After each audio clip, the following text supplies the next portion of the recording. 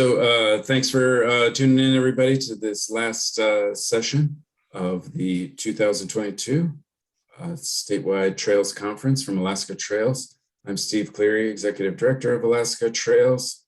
I've got my camera off due to some poor internet connection here in Anchorage for some reason, for which I apologize. But happy to have Jim Beck and Ira Edwards take over on both the technology and the presentation that they're about to give about adaptive mountain biking. I will do a quick intro, but I want to let you know that these sessions are being recorded, and the presenters are also kind enough to share PDFs of their presentations that we will post on our website. So including this one and any of the other presentations throughout these last few days of the Trails Conference will be available on our website. And so I'll introduce both of these guys and then have them take over. Jim Beck has been involved in nonprofit human services and state government in Alaska since 1985. Jim has been paralyzed since the age of 21. He is an avid adaptive mountain bike rider and uses an off-road hand cycle to access Alaska's bountiful trails and recreation areas year-round. Jim is passionate about developing inclusive mountain biking and advocating for adaptive trails that bring the stoke to all cyclists. And Ira is Ira Edwards. He's coming up on 40 years in Alaska. Even though he wasn't born here, he is starting to believe that he is quote unquote almost an Alaskan. With both hand tools and heavy machinery, Ira has participated in the construction of over 100 miles of trails in Alaska. He has much grant writing experience and even served for several years on the ORTAB, the board that designates RTP grants. In a wheelchair since 2010, Ira has a passion for trails and gets out often on his hand cycle, sit ski, SXS, and snow machine. He is a strong advocate for accessible trail design.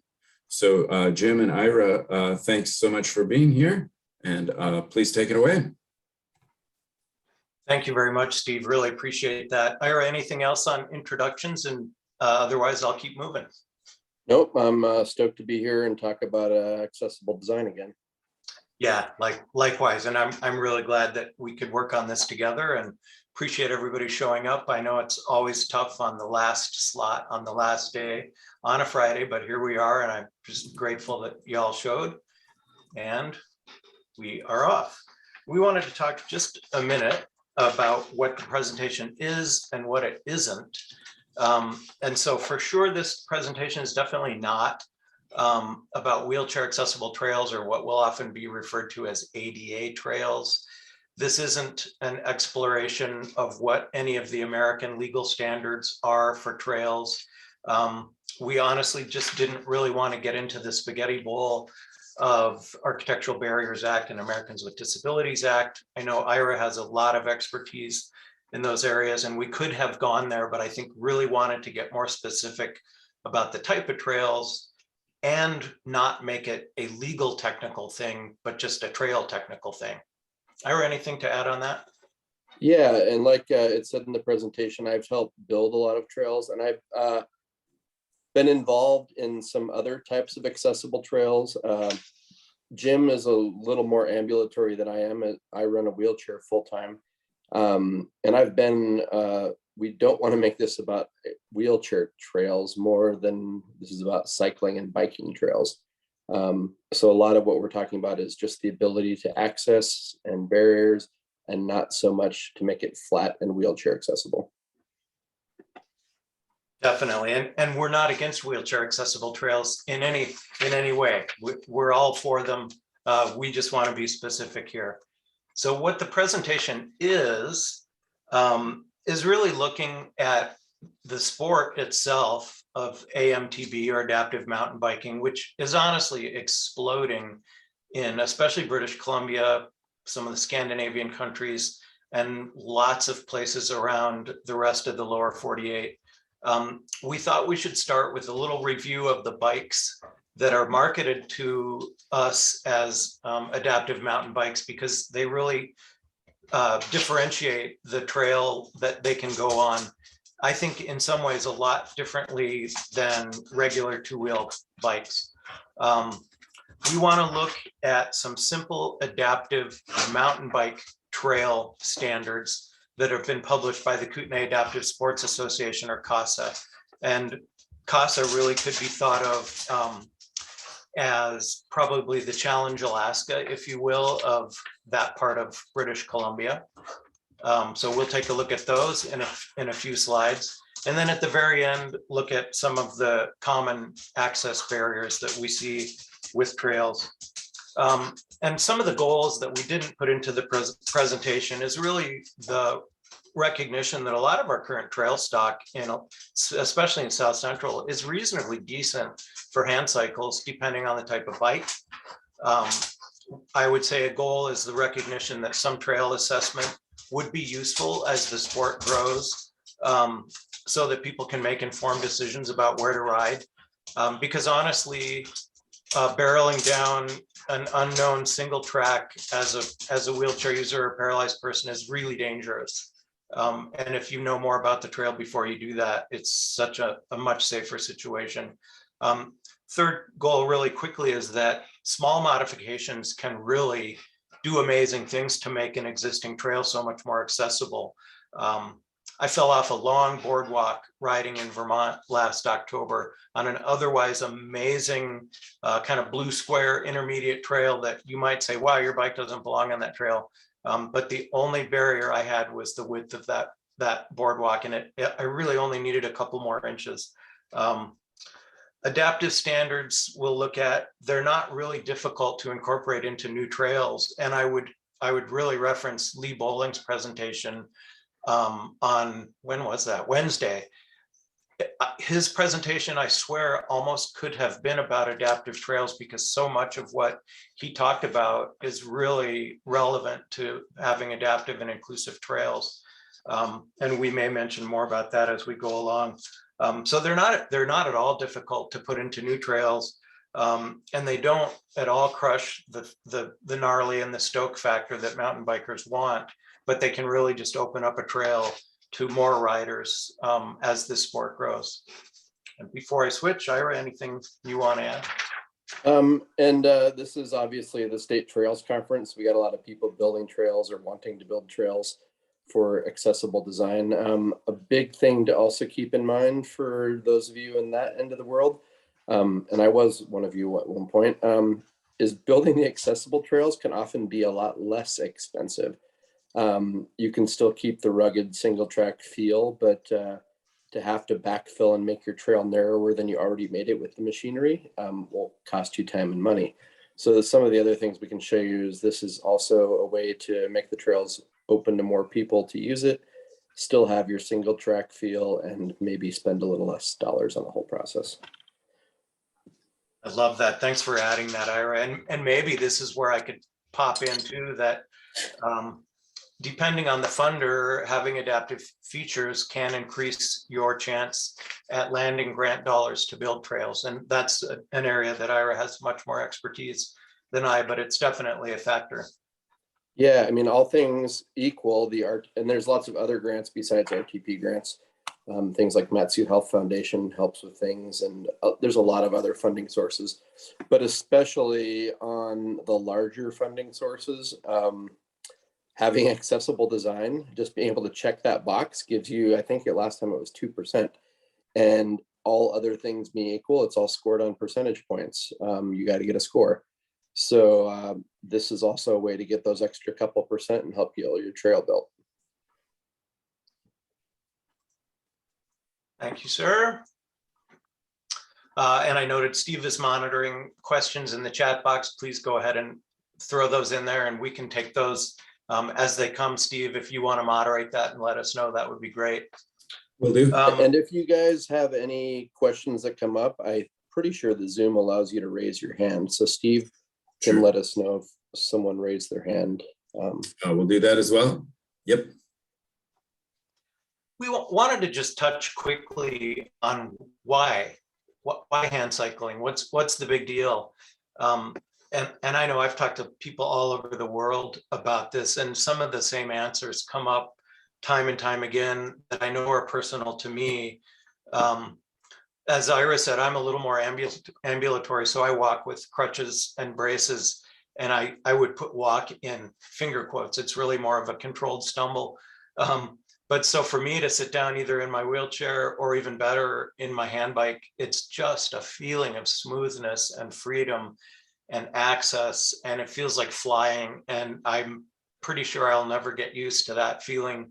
I love to look down when I'm in my bike and see the world whiz by because I have taken flight, and I just really adore that feeling.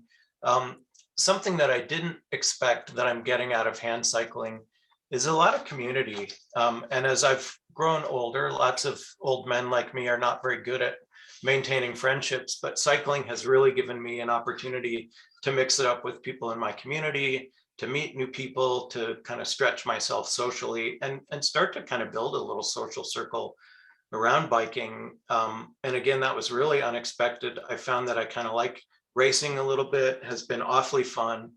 And I've got to see places in South Central Alaska that I would never have been able to see otherwise. And I don't know, Ira's why about hand cycling, but I did want to note, Ira, that I bet you suffered about a 1 second time penalty in that race because of your beard dynamics. I've even done the Boston Marathon with the big beard and the hand cycle. So there's definitely some wind disadvantage, but the beard stays. And I come at this, I'm a bit younger than Jim, and I've been hurt a lot less years. I got squished by a tree in 2010. But I was a fairly competitive athlete. In the cycling world, I wasn't that good, but I still did it. But I'm a skier. So cycling was always a way to get into skiing. And like Jim said, even before getting hurt, cycling was a community. For road biking or my Nordic group of friends, it's just a community to do stuff. A lot of people in the adaptive sports world weren't athletes before they got hurt. So getting into adaptive sports is a way to provide exercise because especially with paralysis and other types of issues, physical movement is a huge impact on your health. And the world is trying to, especially since COVID, trying to be a more healthy place. And there's a further demand for trails, so that is exploding, people wanting to get outside in all manners, whether it's motorsports or swimming or hand cycling or whatnot. Even people with disabilities are getting out a lot more than they used to because the world went crazy 2 years ago. I come at this from the point that I used to do all these fun things outdoors, had all the gear. I've worked, apart from my real job, working on trails and then in land use planning. I now work with the USDA working on soils, and soil composition is super important for trail building. But I've worked in the sporting goods industry on the side for more than 20 years. So I've played outdoors for my love, for my fun, and for my work for most of my adult life. So that's my why, but there's a lot of reasons, especially since COVID, that everyone in the world wants to get outside more. Yeah, very true. Yeah, and it's really interesting. I've interviewed a lot of people over more at the end of 2021, just as I was getting more into wanting to do some trails advocacy. And I talked to the executive director at Kootenay Adaptive Sports, or CASA. And apparently, I should have known this, but I've not been a cyclist my whole life. But that part of British Columbia, cycling is just monstrously huge. He told me that as of when I talked to him last year, between a lot of the bike clubs like the Nackos Area Bike Society, Revelstoke Cycling Club, Mount Abriel, and a couple others, they show about 10% of their membership right now is either older adults or people with disabilities. And I know that Mount Abriel is potentially positioning itself as a destination area for adaptive athletes, which is sort of mind-blowing in some ways, that here's a whole industry that's sort of twisting itself a little bit to be more inclusive, not only I think from a mission perspective, but because there's money to be made there as well, which is great. So this slide is really just an example, and this could just as well probably be a picture of Ira, who's done a lot of amazing things in his life. This is not a video that I'm going to click on, The reason I put this up here really is just that, as Ira and I both just referenced, adaptive cyclists are really getting out there and doing a lot of things that they haven't done in the past. And this is Quinn Brett. She was a climbing ranger with the National Park Service, a big wall climber, and she became paralyzed as a climber. She fell. And so this was her doing, I think 99.9% of the Tour Divide last summer, 24 days, 25 days of some pretty darn long days. Interestingly enough, and I think Ira alluded to this on the last slide, and I really was reflecting on this during Lee's presentation when he noted that he had his midlife mountain bike crisis when a friend of his got hurt. So I come, as Ira said, I've been hurt 40 years from a car wreck. I can't tell you how many people I've met in the last couple of years who were hurt either climbing or hurt mountain biking. And I hate to say that because I'd like to say less people in our country are becoming spinal cord injured, but actually more people are becoming, and more people are becoming injured like Quinn, who were already outrageous outdoors people. And now they're paralyzed and they want to get out there and do outrageous stuff. So there's Quinn doing that.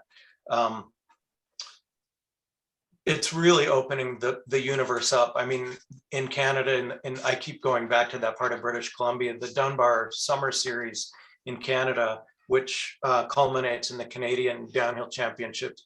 This will be the second year in a row that they've had an adaptive class of riding, which is really cool. Last year, they just threw all the hand cyclists into one class, and this year they're even going to have subclasses within that.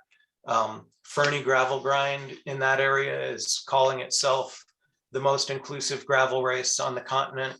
Southeast Gravel, bunch of big races. They have adaptive category this year.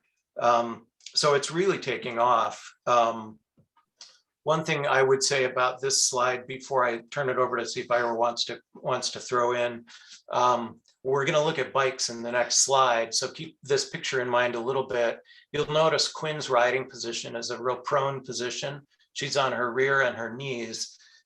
You'll also notice her left hand is up on handlebars, and you don't see her right hand because it's down on a hand crank. So it's a unique thing about this type of bike that we'll talk more about in a minute. Ira? Yeah, thanks. Like I mentioned before, in the last 2 years especially, and then I've been hurt almost 12 years, but then there were a few off-road hand cycles and none of them had suspension. And I know for those of you guys that bike a lot, suspension started to become super popular in the late 90s. And then it's progressed amazingly since then. So we're about 20 something years behind on the mountain bike world. There are some pretty cool new bikes that have some CAD designed and engineered suspension, but that's only in the last couple of years.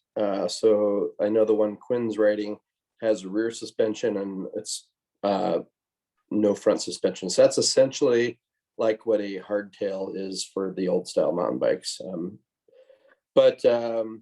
Yeah, so there's a lot of cool things in bike design happening. I've been off-road since the very beginning, so I've progressed through several varieties of bikes, and I'm hopefully going to work on some of the newer higher tech ones soon. But yeah, let's move on to what's out there in bikes, because the important thing about the actual bikes is they aren't all created equal. Some of these bike types can go on some trails and others are more limited. And then some of them have basically no limitations except for the width of the trail. So even most single track trails can be built to still accommodate a hand cycle. So Jim? Yeah, and one thing that I would say, and I agree with all of that, it's really well said, Ira.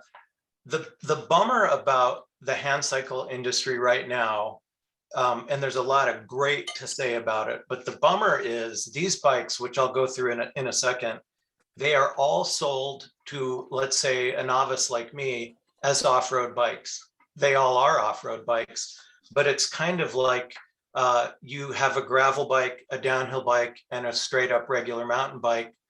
Which one do you want? That's sort of how these bikes are still marketed. So if I call up a retailer that sells all of these bikes. And this was my personal experience a couple years ago. They said, yeah, you want the green one, basically, is what they said. They didn't say, how do you intend to ride it?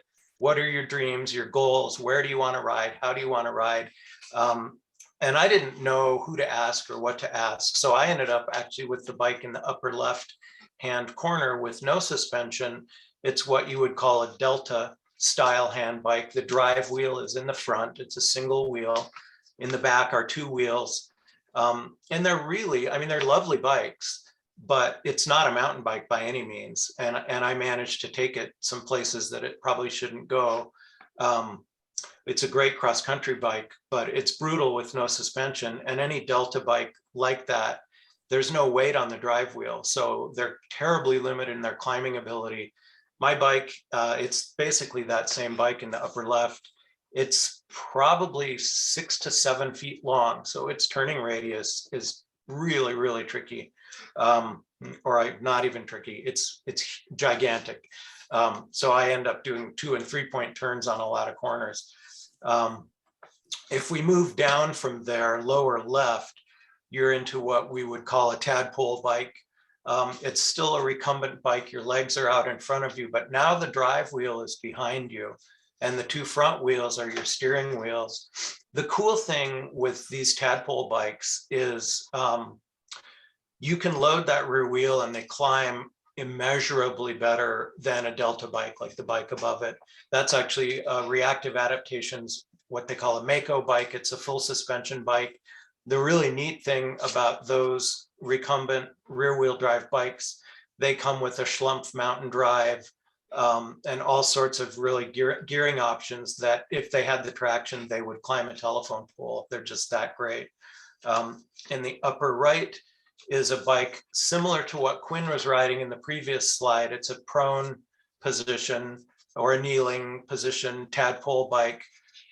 As Ira noted, really, really high-tech suspension.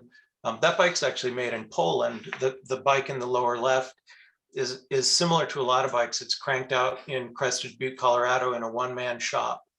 So we don't always have just gigantic manufacturers making these bikes. But so the Explorer 3 in the upper right, I know Ira rides an Explorer, so he can probably say more about that bike as well. Yeah, I mean, that was, there was a bike 20 years ago called the One-Off, and it's literally was a one-off. And that was the first design of types of bikes where you could kneel and get good steering for mountain biking. That was the first off-road hand cycle, because the recumbent bikes, like the first one up in the upper corner of the Madeleine, that is very similar in construction to all the road bikes people have. Hand cycling has been a big deal for 20 something years because it's a way to get exercise if you have a wheelchair disability. So the off-road style is pretty brand new, even in the last 10 years. I mean, I had one of the first ones. The One-Off used to use 13-inch wheels and had no suspension. So it was not very capable, but it was geared low enough and had small enough tires you could get traction. These newer ones run 26-inch bike wheels and they have super low gearing. Almost all of these bikes, I don't currently have one, but Jim has one. He's got his a couple years ago, but almost all of these bikes now either come standard or it's a easy option to get an electric assist. And I know e-bikes are kind of a hot topic in the bike world. But even as big as I am, I'm 6'5", and I have a lot of muscle mass that moved uphill when I broke my back. As big and as strong as I am, my arms will never be as good as someone's skinny legs for cycling. So having an electric assist makes it so I could go ride with my friends instead of having to go a super hard day with my exercise and a super easy day for them. That way things can be equitable. And people of varying abilities or varying health conditions can all ride together. But yeah, these adding suspension to the bikes makes it more comfortable. And on these kneeling bikes, you have a plate on your chest that you're steering with most of the time. There's 2 cranks. Your chest acts as your bike saddle, and you just pedal back and forth like this. So you still have the handlebars for steering, but they're pretty high tech. All your shifting brakes and hardcore steering is on the handlebars. And then you lean to steer, which helps marginally turn the wheels to help keep you aligned on a trail. But yeah, almost all these are e-bikes, and e-bikes are becoming more accepted. I know I went on a road hand bike ride with a buddy of mine in Colorado a couple of years ago, and he saw in the distance some friend of his that was a pro mountain biker on a road bike, and they were doing some pretty hardcore laps up this big hill in Boulder. And Boulder is semi-high altitude, and lots of road bikes and lots of racers love to live there. Turns out the person that was with him was 75 years old. One was her mother. So they were doing hardcore laps in the mountains, except mom had an e-bike. So it makes not just sense for people with disabilities to get around, but that way people of all ability levels can still hang out and ride together. The last one down there, I have tried, I don't know if Jim's tried, but it's called a bowhead bike, and it's becoming more popular and maybe even more controversial. It doesn't have pedals. It's more of like a motor scooter. But again, people of varying ability levels may not have the capability of pedaling, or some folks like with MS that are hemispherically different may not even be able to pedal with both arms, even if they do have one good strong arm. So there are other options for access on bikes for people of all abilities. And then people like myself have used the bowhead types of bikes, and Jim's done a little more research as far as that category. And I was just going to add, you anticipated well the question in the chat, Ira. Could you both give us just a range of, I know bikes are expensive all across the board, but what's kind of a price range for these bikes? None of these are cheap, and almost 100% of them are custom made for the rider. I think the cheapest off-road bike out there without an e-assist is probably close to $7,000 to $8,000, and then they get it closer to $20,000. If you're equating that to the bike world, that $7,000 bike would have like Shimano Dior componentry. Pretty low end, not even XTLX or XTR type, or I mean, if you're looking at, if you're a SRAM person, it's like SRAM X7 or X8. That's the componentry that these come with. I mean, SRAM XO is super nice on, and I like to ride SRAM because they make RockShox and those work pretty good. But yeah, when you start getting into the higher end bikes, even a lot of them don't come with high end componentry. All that money is going into the design and engineering of these bikes. They're also not super lightweight. I mean, they've worked to make them better, and some of them are even have some composite materials built into them. But I mean, my bikes without electric motors are, one is 67 pounds, the other one's 48 pounds. My road racing hand cycle is 27 pounds, which is ultra lightweight. So nothing is really light or easy with these things, and they're definitely not cheap. Some people have different financial situations, but there's also a lot of foundations out there that can help assist in the paying for these, or even purchase some of them completely. And then I was hurt as a law enforcement officer. I'm not a veteran, so I don't qualify under all of that stuff, but there are a lot of veterans resources for people getting outdoors. And obviously, since we're recently out of some international conflicts, there have been in the last few years a lot of people coming back from service related injuries. So there's a lot of people just getting outdoors in general, and the government has some nice funding sources for people that have service connected disabilities. Yeah, that's a great question. I mean, those really probably all four of these bikes are in the $15,000 to $20,000 range, as outfitted as you would want them to be. It's really fascinating because the manufacturing industry is really making huge strides when it comes to bikes like this. The bowhead that Ira mentioned, its really defining characteristic is this front end that can articulate, and that bike can side hill. And side hilling is the death of all of the rest of these bikes. Any kind of outslope that's of any significant percentage where you can't carry speed through it typically has you rolling down the mountain which is extremely dangerous, obviously, of course, depending on the exposure. So the Bowhead now, they do have a crank bike that pedals. It's not just this. And I do have one of those coming. I can't wait to see how that handles trails up here. And Ira, I don't know if you noticed, but Sport On, the Polish manufacturer, is also starting to build a bike that articulates and is going to be able to side hill. So definitely some game changing going on. What we need is the sales kind of force behind these bikes to catch up, so they're not marketing all of them as the same bike that obviously has really different, they all have different capabilities. And one thing I don't think we mentioned is, for instance, the two bikes on the left steer from the cranks. So you're cranking and steering, whereas the bike on the right, the upper right, you're cranking down below, and you might have one hand up on the handlebar and cranking along or switching back and forth. So they operate differently as well. So let's get into some other stuff here. Just one last quick thing about the bikes. I know it's a little redundant, but we'll revisit this when we go through the standards. And the standards also have a page of sort of trail rating that would likely come from some sort of a trail assessment. But so you can see everything from a wheelchair, kind of the least capable backcountry traveler. Next down is a bike like I have. It's a recumbent. They call it a cross country, which is much better way to call it. They may have suspension, they may not.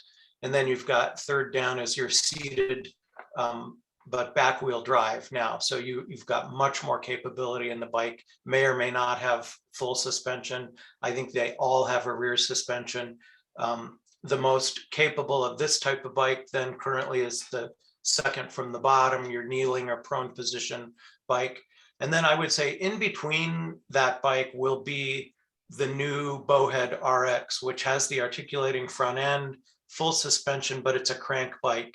And then the Bowhead all electric, which, like Ira noted, it's hard to say that it's not an electric motorcycle. And I hate to hear myself say that, because outside of Alaska, it's a really well established bike. It's the accepted downhill competition bike.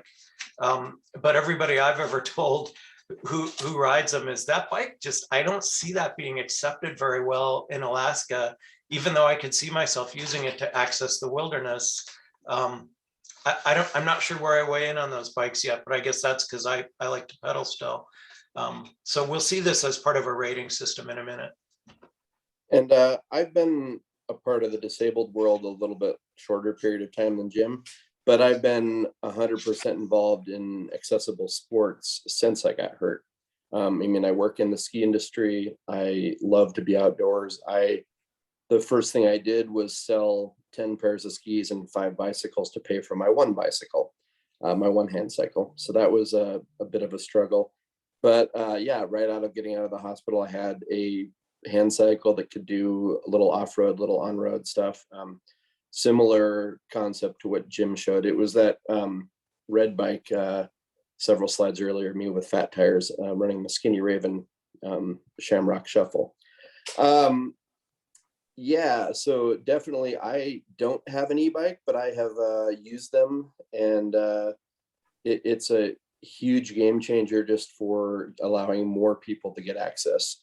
I am not super in favor of e-bikes running everywhere, because not all e-bikes are made for all trails. And a lot of them gives access to sometimes people that shouldn't need access. I'm the type of guy that if it has a 5-mile battery, I'll go 3 miles out. So that makes things a little harder. But yeah, a lot of these newer accessible things can be pedal assisted and go. I mean, I have a 2-wheeled downhill mountain bike that I have a sit ski bucket on that I've ridden at Alyeska and a few other places with. So that's pretty cool. So there's lots of other options. I will just say that that's kind of losing favor. There's about a dozen of them around the world. They're not super safe. I luckily haven't taken any good crashes, but it's a 2-wheeled bike. You got to be able to put your foot out. So if you can't find a tree or a post, then you're just going to fall over. These tricycle versions, and there's some quad bikes out there, are a lot more stable. And and it just makes it easier for people to get around. And something that, I mean, I've been giving a talk on adaptive trails for 9 years now. It's the Alaska Trails group here. A lot of these bikes are not, even if they do have the electric assist, are still not motorcycles, they're still not ATVs. And that's a hard concept for some of the older trail builders, I've noticed. But when we talk a little later, their dimensions are pretty much all less than 4 feet. There hasn't been a motorcycles are different, but there hasn't been a side-by-side or a four-wheeler made since the early 90s that was less than 4 feet wide. All of them out there. So for those of you who'd like to put BFRs, big friggin' rocks, or big effing rocks, however you want to call them, and barriers and barricades, the dimensions of what you're trying to exclude are usually bigger than any of these hand cycles. So keeping in mind the dimensions there, except for the Explorer, which is a little over 3 feet, all the rest of these are about 3 feet wide. I mean, there's variations, but yeah, that goes back into trail design, and we'll talk about that a little later. Thank you, sir. Yeah, so we'll just do a couple of credit pages to make sure that we're giving proper attribute before we jump into the standards. As I mentioned only about 1 million times, these are not legal standards. These are, I guess you could call them suggested trail standards. They came from Kootenai Adaptive Sports Association. There's a much longer set of basically the same standards, but much more in depth. And I've got a link to those in the PDF of this presentation that you can get to. And we're using the really summarized version here, which is pleasingly only 2 pages of standards and a 3rd page of, I guess you could sort of a trail rating proposed system. This has been published by Trail Holistics, I believe, which is a trail building company in BC, but you can see it, many other companies from Larch Landscape to Star Trail, Lifetime Outdoors, and Trail Holistics were involved in building these right alongside adaptive riders, Kimberly Joins, Tara Lanes, and Ethan Kruger.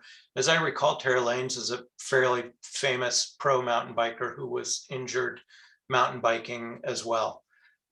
So unfortunately, we keep creating adaptive athletes, although it's just more reason to create inclusive trails. So that's where these standards come from.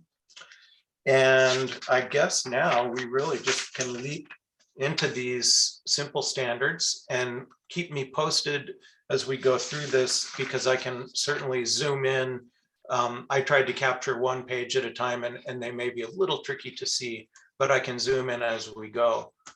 Jim, can I Ira, interject you want to with, start with some of these assumptions? Go, what was that, Steve? Oh, I was sorry, Jim. I was just going to interject with one question that's more about the bikes. And so one of our persons in the chat said that the VA here in Alaska has a great program, and he's a disabled vet. So thanks for putting that in, Greg. But somebody asked, what's sort of the time frame for learning how to ride one of the bikes like you were just showing? Of those 4, is it something you could get on and figure out in a week, a month, a year? How does that work? I think a lot of that is like any other sport, any other cycling. Your prior experience makes a huge difference in your current enjoyment level of whatever you're doing. So if you've never been on a bike, or Jim hadn't been on a bike, a mountain bike since there were mountain bikes. I mean, no offense, but he was hurt about the time mountain bikes started to happen. So that's probably an almost new experience for him, because he never got to ride the cool full suspension mountain bikes. Whereas I did. I mean, I had a full-on downhill bike. I had a 29er full squish cross bike, and yeah. So for me, relearning how to ride, I already knew about how to shift and how to take your momentum and get up and down hills and do all that. So learning how to use the equipment and the limitations of my equipment took the time, but I still already knew how to ride and knew the concept behind riding and why you want flow trails. And I mean, that's a lot of these cool new things happen because it makes riding more fun. And like Lee said in that first thing, riding should be fun, and it's not all about downhill flow. You've got to climb too to get to the downhill. But yeah, all of your downhill things should be fun. So the whole goal for this is to make it fun. So it really depends on your past experience. It could take years to learn how to ride routes or go down to Arizona and ride big choppy rocks to get up things if you've never done that. But it would take you years to learn how to do that on a regular bike. So I don't think it's any more difficult to learn to hand cycle than it is to learn anything else. You just have to learn kind of the limitations of your equipment. But again, like a mountain bike or like a cross bike or a gravel bike, you learn the limitations of what you can do. Yeah, I've learned all those the hard way and I'm still learning, but Ira's exactly right. I'm just looking at any of the other comments in there. Yeah, good stuff. Thank you all. And I guess I'll go into this part and then Jim can fill in some too. These are what Kootenai Trails or Kootenai Adaptive Association has put out. And most of us here, this is obviously America, we don't like the people from Canada, but they're super nice. So they wrote us these nice trails. But everyone who's been building bike trails up here has been using the IMBA Mountain Bike, International Mountain Bike Association. Their trail Bible is probably the most descriptive way to build durable mountain bike trails that have good drainage and all the areas you want. And now everyone's getting into flow trails. So the whole concept of how and why to build trails, and then your angling and slope and design, that's all super well and good, and even single track. But we all know that almost all trails, just because of cost and are built with machinery. You can build a lot more trail with a lot less cost.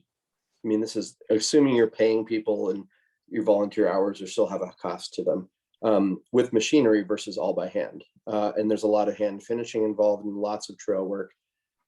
But all of those, even the small Sweco dozers, they have a 4-foot blade. So that leaves your trails wide enough that you can still slope and back slope some of your trails and still have a tread big enough for our bikes. If you have a bigger piece of machinery, obviously they leave a bigger footprint on the earth, so you can bring back some of the veg mat and do all that a little differently. But like this thing says, I have about a meter wide bike. And if you leave a little bit of space on both sides of the trail, that means you don't fall off the trail. Or if you're on a boardwalk, you don't fall off the boardwalk. I know a lot of even on the mountain bike trails, and you got boardwalks in the woods, a lot of those are 2 feet wide or 3 feet wide for your single track. But that takes a lot more cuts and cutting a board. So if you got an 8-foot board that you're hauling back there, cut it in half instead of leaving 1 foot scrap sticking out there. So having a tread surface big enough for us to ride is not always more expensive, especially on the trail cutting and trail building side. You don't have to backfill it and cover it up as much. And once the veg mat grows back in, it can still look like an 18-inch wide single track, but it still have a flat tread surface. Obviously, having a packed gravel surface around bank corners without vegetation on it is going to be really nice for a hand cycle. But yeah, so some of these slides definitely show a compacted surface that's a little wider than most of the single track. And if you guys have ever built trails or been around trails in national or state parks or on federal land like the Forest Service, they want different trail classes to be identified in their trails plans. And so a lot of these for adaptive cycling, what we're not saying is it can be a class 1 trail. It just might be a little wider. It doesn't have to be super paved and super smooth and level and no slope on it like a class 5 trailhead type of access trail. But a class 1, 2, or 3 super primitive to fairly modern trail, all we need is just a little bit wider. It can still be designed for bicycle use, so it's still durable and hard. It doesn't necessarily take a whole lot more material, even if you have to haul in some gravel fill to make it that 6 inches wider, because you're most of the time already cutting a path wide enough for us. So that's something really cool to think about, is that you can spend less hours finishing a project and still have it wide enough to do all of this. And then like Lee was talking about some of the return radiuses, a lot of our bikes don't turn as sharp as a two-wheeled mountain bike. And you also can't put your foot out and dab and skid the corner around. So you need a little bit longer turning radius, even with these Tadpole where your drive wheels in the back. So that's kind of some of the thing. And then I'm not able to see the bottom. There we are. And like all of the trails, you want some slope for drainage. So follow your standard trail standards. If you have to cut drainage ditches, it's the same as any other trail. Some of the things to think about, though, is that like a truck or a bike or a four-wheeler or something, if you hit one, like this bottom picture on that slide, if one of your wheels goes up on a thing, you could end up tipping over. So there's no reason to remove all barriers, but maybe make the barriers even with the slope. So you have two rocks to go over if you got to go over a rock. Or if you're on a bank slope, we generally don't like roots on bank slopes because you want to have a smooth ride around the corner. But if you're on a slope already, don't make it so it's hard to tip over. And that can mean sometimes you have to find another log to make it smooth, or just remove one. But oftentimes you don't have to remove two rocks to make it there. So the goal is to not make it unsafe for everyone on the trail. But it's still the same trail construction any of you do for any other trail. It's just a different thought process. You just got to think about that. Hey, you're not on a 12-inch wide tread. You're on a 3-foot wide tread. You got anything on this one before I go to the next slide? Yeah, I was just going to kind of add to the, some of the assumptions at the top, I think hold true, but don't necessarily have to drive everything about trail building. But yes, our bikes are heavier, as Ira noted. They do accelerate a little slower. They probably decelerate faster, although braking is getting a lot better on hand cycles than used to be. So they're longer, they're heavier. The sight lines definitely are much closer to the ground. I figure the first time I ever run into a bear is going to probably just be at the, at the wrong height of that bear. 3 wheels, obviously, as Iris noted, tipping over. This recommended trail width, I think, is such a holy grail. To me, it's sort of the dream. A 40-inch trail is great, in my opinion. A 48-inch trail is phenomenal. 60-inch trail, wow. For a lot of us, it's just not necessary. But man, 40 would get almost every hand cycle ever built easily on a trail like that.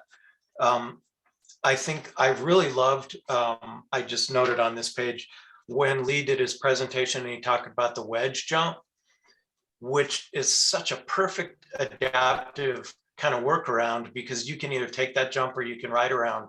And it's built that way from the beginning. And I don't think it was invented by them as an adaptive feature, but I would call it an adaptive feature without a doubt, because it allows the rider to kind of choose how they want to use that feature depending on the equipment that they're on. I think the only other thing that I would note on this page that's just really important is about this bullet here about confirming there's adequate speed to carry your bike through off-camber trail, which of course depends on the amount of exposure that you've got, but you can really do more off-camber than you think you can in a hand cycle if you have the speed to carry you through. I have tipped over in my bike so many times and wonder, what did I do to be upside down in the Devil's Club again? And that's definitely a learning curve. It's not quite the same learning curve as learning to ride a road hand cycle on an asphalt trail.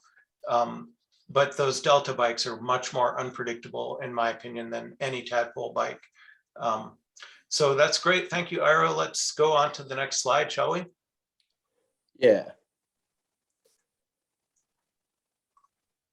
Maybe. There we go. Okay. So like I mentioned earlier, and like Jim said, these bikes are generally a lot longer. My short bike is the Tadpole one, and if I include from where the front end is, and it's the one I kneel on, to the end of the rear one, it's 6.5 feet long is the wheelbase. My Delta style bike is axle to axle is almost 7 feet long. So your turning radius is just physically can't be as tight in this corner, as narrow as the some of the actual single track bike trails that are out there. The switchbacks, like the ones on Hillside and Anchorage, some of the original STA trails, the B trails that Janice Tower helped with, some of those have turning radiuses that are almost too tight, but they're mostly still rideable. But keeping in mind your turning radiuses, and now that everyone is into flow trails and doing things at speed, the way all these corners work is if you go slow, you go near the bottom, and if you go faster, you go up on the high end of the trails. So that helps work a lot with us with hand cycles, is just doing that. Some of the cool things that people do is you build the higher ones with a higher bank. That works to an extent with hand cycles. If it were a little bit more thought was put into a lot of these trails, instead of having a trenched curve like this middle picture shows where it's an arc underneath, build your higher angled slope farther down the hill. So it's a more of a sharper transition between the low angle and the high angle. So someone on a hand cycle could still carry the speed and could still have the sloped angle to make it work, but make a wider version of that slope. And again, that's not that difficult. It's just the thought process to actually do it. And then obviously like the lower corner, the entry level, is someone you can just be on a Sunday afternoon ride and not have any speed. You can go still on the bottom and still make those corners. But almost everyone is building corners now enough that if you want to have speed, you can still carry speed through the corners, which works great for hand cycles. A lot of the original single track trails were literally, they were the Darth Vader trail that Lee looked at. You had to work super hard even to ride downhill. So you want to have things nice. You can flow, so you have the option of going slow or the option of going fast. Same on a hand cycle. They just need a little wider turning radius on the 0 mile per hour turns. Like this slide shows, at least a 6 or 7.5 meter turning radius on a berm is going to work, and we can do that at speed. Anything smaller than that is going to be super hard to do. And you can do that on a two-wheeled bike, but it's like hopping a corner is the thing we have to deal with, except we're doing a 2 or 3 point turn. And if you think about, if you guys have ridden through Anchorage, the single track trails on the hillside, the original version, most of those are a little steep on the corners. They're a little tight to turn, but about half of them you can do just riding, and the other half you need to do a 2 point turn. But a 2 point turn on a hill is challenging, or a 3 point turn. So, and that was kind of the first go at a lot of the trails. And then a lot of the other trails have been built with a lot wider turning radiuses. Some of them are still a little bit too narrow to go with a hand cycle. And, some of those were cut by hand. That's a feature of being inside of a hill. But the ones that were cut by machine, a lot of time was spent to backfill them to make them look like they're cut by hand. So almost all the trail standards nowadays are super compatible with adaptive bikes. It just makes the high-speed version a little wider. And that is super helpful for actually people riding at speed, because at speed, if you're not on the perfect line, you can get screwed. So this makes your sweet spot, your perfect line, a little bit wider on the ones at speed.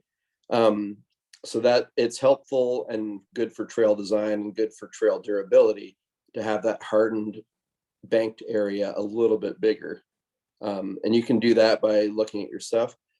Since I work in soils, and for those of you that don't already do this, I should have told this to Lee earlier.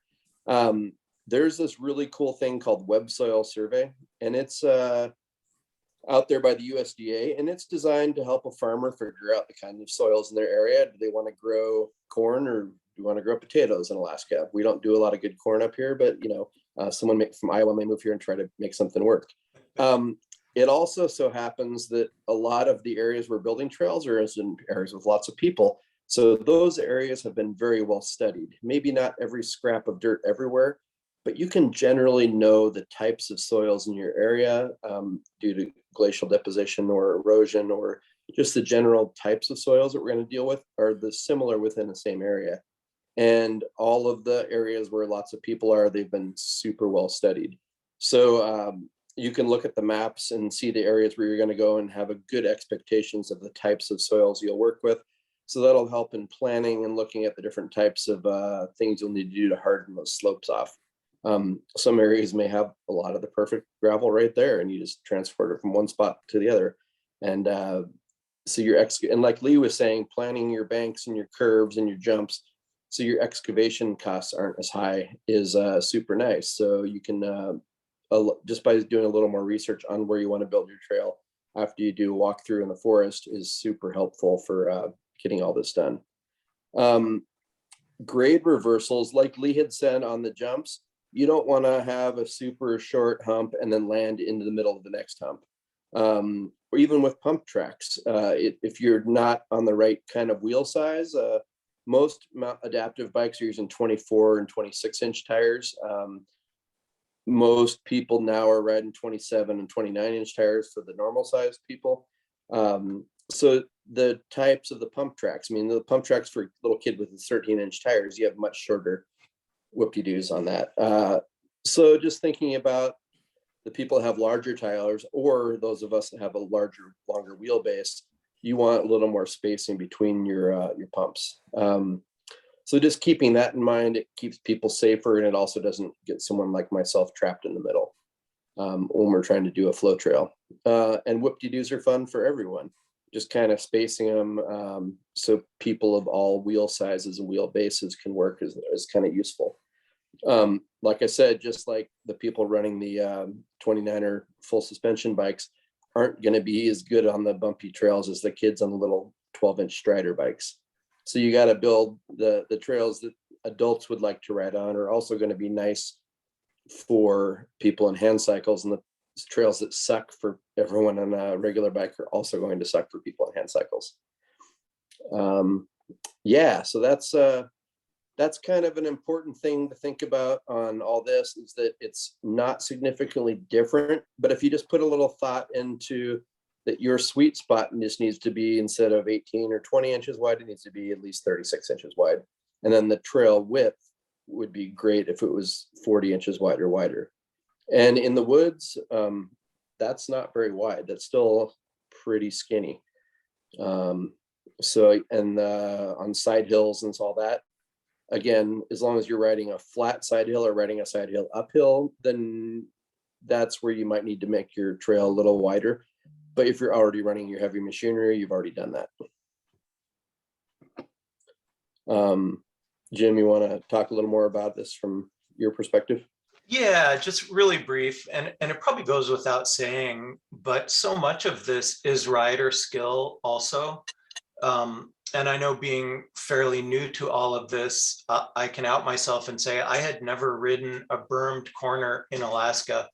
I ended up getting accepted to an adaptive mountain bike camp in Vermont last October, and found myself on a Black Diamond trail. It's one of the most popular trails in this Kingdom Trails system in the Northeast Kingdom of Vermont. And I swear to God, the berm corners were 10 feet high. And it blew my mind. And I kept crashing into the berms, sort of based on can I keep speed through it? If not, then you're sucked into the bottom and crunch right into the wall. And I remember that after the first day, just talking to some of the instructors, what am I doing wrong? And I learned to ride berms on that. And it just opened up a whole new universe of fun to be able to hit that corner at speed and have it shoot me out the other end at even greater speed. The feeling is just unbelievable. I'm all excited about it, just thinking about it. And those trails weren't even specifically designed as adaptive trails. They just happened to really work well. But also a good example of a trail system. Again, it's 100 miles of trail. It's all on private land. It's managed by a Kingdom Trails Association. They're really into it. They're actually conducting trail assessments on all 100 miles of their trail and doing some ratings so that people can decide where to ride and what's safe to ride and what they don't want to go near. And yes, you can pump on a hand bike. This is an argument I've had with my son. As Ira said, when the rollers are spaced right, I can absolutely pump on a hand bike and it's just a blast. So I don't think there's anything else I can add to that other than just to agree with Ira on everything. Yeah, and a lot of it, and this is going on towards some of the next slides, is we are, as adaptive mountain bikers, are able to do many of the things that everyone else can do.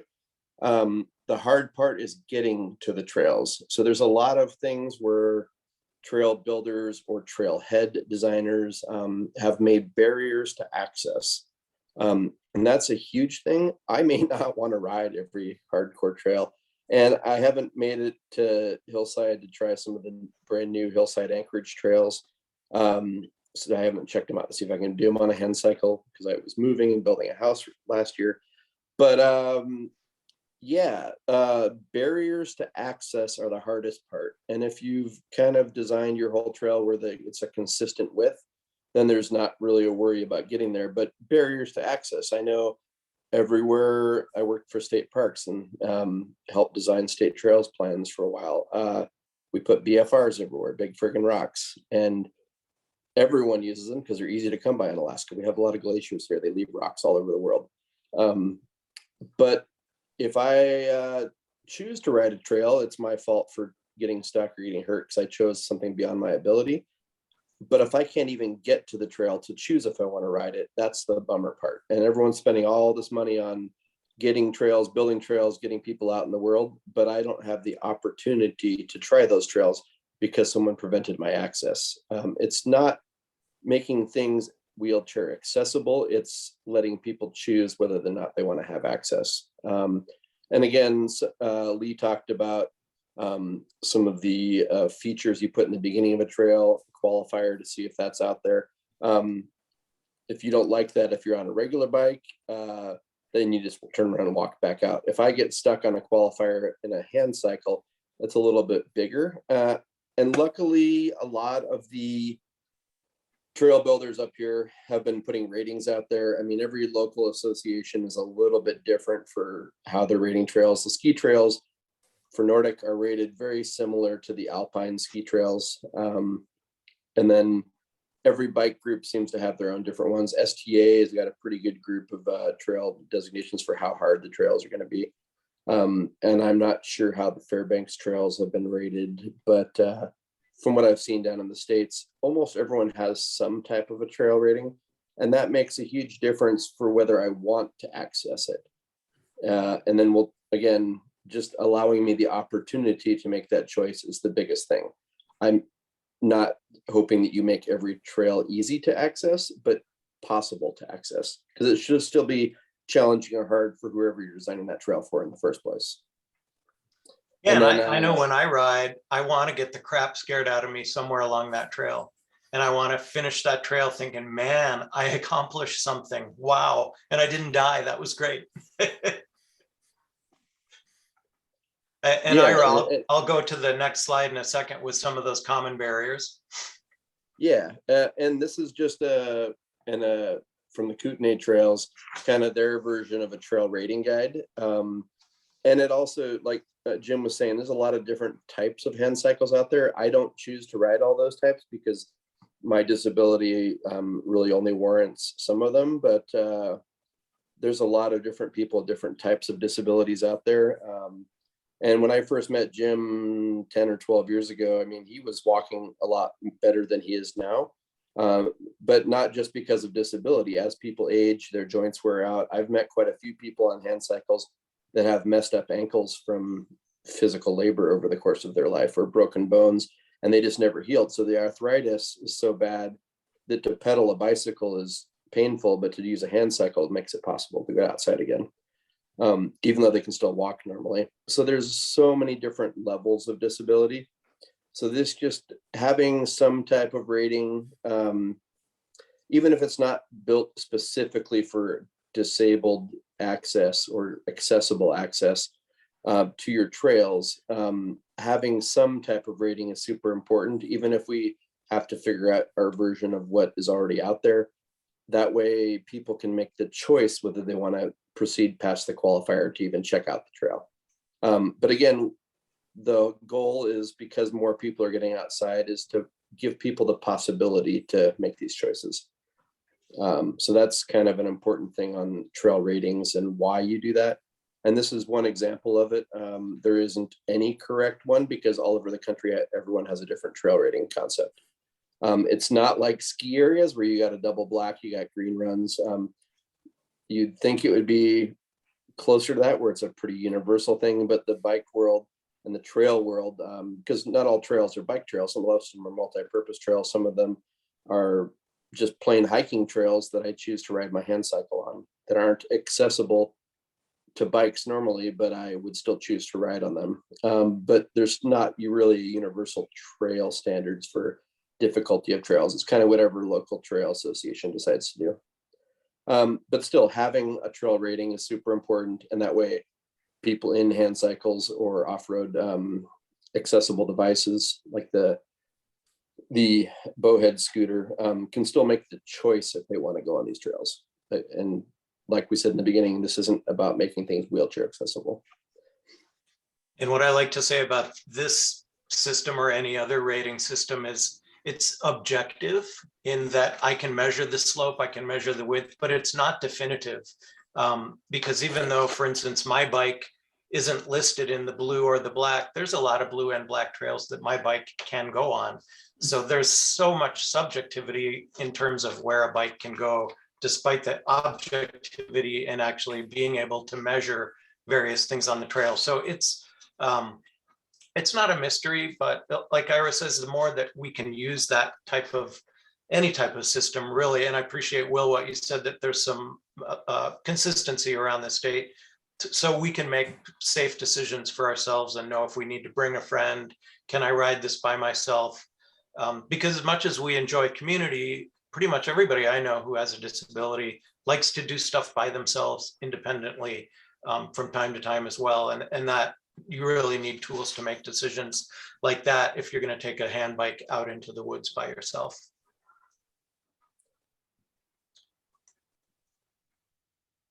Let's see, I think we're on to our next slide, which is our last. And I thought we would try to keep this fun, if I can make that go. And I didn't get any Ira pictures here, and I apologize for that. I also saw Alan, who is on this call or was, and I don't want to embarrass you or call you out, which I guess I just did. But so from left to right, left is the new coastal park at Settlers Bay. And my bike was actually broken down. So we were pushing it out and found that the BFR on the left and this bollard on the right, way too narrow, could not get my bike through. The fun part about that picture is one of the people responsible for that barrier is pictured. He's one of the trail builders, and hopefully he's already got his job, so I don't have to out him in front of his boss, but that's my son, Elias, who loves to be on the Burro Trail crew and helped build a lot of that park. It's his favorite job on the planet is building trails. And it was awfully fun to say, why did you build something that your dad can't use? Next picture over is an unusual barrier. It's at the top of the airstrip at Eklutna. Man, I thought we could move one of those logs so I could get through, and it turns out the logs are chained to the ground. That's actually an easy one. We could have ridden around, but luckily my friend was able to sort of lift my bike over. The next one over, my bike actually just fits through that. Those are the posts at Kinwin. And of course, given land ownership and gravel pit issues, I would not want to make a stink about trail access at this point in time with these trails until all of that is settled. But the reality is some of the tadpole bikes that are wider than my bike would not be able to ride that trail system. And there's some great riding to do in that trail system. But again, you can see my bike just fits through that trail. And then on the far right is the new Matanuska River Park. My bike actually does fit through the BFRs, but just barely. I will also say that sadly, that Burled sign got knocked down in the big wind. That little tiny trail that's through the Burled Arch is such a fun trail to ride in a hand bike. It's really a great addition to that side of the valley as far as a rideable, hand bikeable, I guess, if you will, mountain bike trail. It's short, but it's pretty sweet. And you can kind of do laps with that trail if you want. Our last slide is really just our link to resources. We link to the trail standards, Quinn Brett video, that kind of stuff. So really this would be our last slide. If there are any questions or comments anybody'd like to make before we finish up. And yeah, just to build on all this, a lot of these are put in place by the government contractors that built the trails. Most of these are large public trails. And in talking to lots of these people, the big goal is to keep four-wheelers out. And even that one at the airstrip at the end of the Klutna Trail there, they wanted to keep four-wheelers out. Now, most side-by-sides and four-wheels can climb a log, but that wasn't the point. It's less than 4 feet wide. There hasn't been, since 1997, there hasn't been a four-wheeler made, a quad made, less than 4 feet wide in 25 years. So almost everything out there is 50 inches wide. And surprisingly, there's almost very few snow machines. Only some of the mountain sleds are less than 4 feet wide, even though the legal definition of a snow machine is less than 4 feet wide, unless you're on a kid's ride. All of those, even my new one, is 50 inches wide. And the trail sleds are often even wider than that. So trying to keep people out of summer trails or winter trails, the standards of the motorized devices you're trying to exclude, and trust me, I built lots of motorized trails. You have to build those in a whole different standard to keep them hardened. And motorized trails are great because they provide easy access to people and bikes and hand cycles and stuff like that. But in trying to exclude a lot of these devices, everyone remembers what the jerks were like when they were kids. So there were a lot of people riding bikes and tearing up trails 30 years ago, and trying to exclude the devices from 30 years ago is not where the world is today. Even is strangely enough, like state parks, who's super accessible and a lot of stuff. When they built the new Glen Alps paved trailhead up in Anchorage, that was 11, 12 years ago, got it paved. They had 8-inch tall square berms all the way around it. There was not a single ramp to get up onto the berms. They, even from the handicap parking spaces, their contractor somehow missed that. That summer, they replaced all the curbs with rounded curbs, and you can bump right up them. And in a bike, you can roll up a rounded curb, and they still have great drainage and still a barrier to road traffic because you hit a bump. But it's not a complete barrier to access like it was initially. And the hardest part in a lot of trails, just again, is getting out of the parking lot, because there's a barrier to access. So we're definitely not trying to make the trails easy, not just trying to help people think that it's not just your two-wheeled skinny thing trying to get through. I mean, a mom with a jogging stroller can't even get onto a lot of the trails that are out there, let alone a hand cycle. Even some of the jogging strollers are as wide, and definitely if you got a two-place kiddie stroller, those are wider than some of our hand cycles. So it's, I mean, there's a lot of people that want to be able to get through stuff, but they're still all less than 5 feet wide, like a lot of the four-wheelers are. I mean, so yeah, just eliminating barriers to access is a huge thing, and that would open up another 20 or 30% of all the trails in Alaska. Just because there's a barrier to access at the parking lot means the entire trail, no matter how easy it is inaccessible. I was just going to say thanks, you too. It's really great presentation. And I think I'm probably not the only one that's like, wow, all those things seem really, really simple, but they're very, very profound. And I, for one, have the question of thinking like, Ira said the new hillside trails, and I know Jim lives out in the valley. I'm thinking of GPRA. I'm just thinking of like, are there trails that you've seen built or that you wish you're like, geez, if it was just 3% different or 4% different, like I could ride them, because I was just out at Kincaid last night skiing still, but I think of all the posts that delineate the bike trails that cut across those, and I don't know how wide those are, but it seems such a shame to have made, for instance, at Kincaid Park in Anchorage, have made all those new single track trails, and then hand cycles can't get on them, and you'd be, I guess I would use the word relegated to riding the wide ski trails, looking at all these sweet single tracks that you couldn't access. And so anyway, but my mind doesn't yet have the keen eye that you two have of like, oh, maybe Ira rides those Kincaid trails all the time, and maybe Jim does too. Breaking up again. Oh, sorry. I'll stop talking and you two can just talk about like the trails that you ride regularly, maybe is the question, and then ones you wish you could. And yeah, Steve, that's why I brought up a lot of the.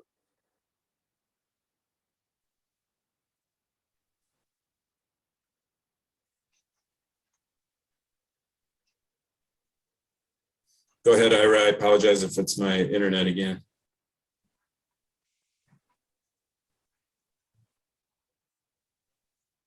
Hey, Steve, you're completely broken up all the time here.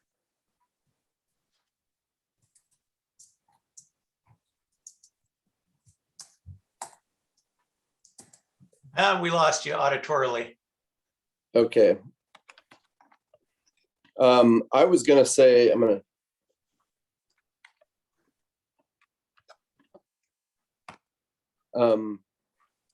was going to say,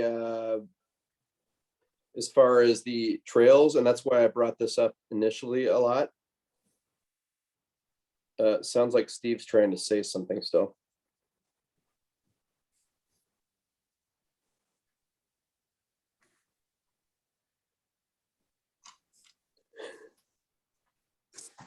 Maybe I should mute Steve.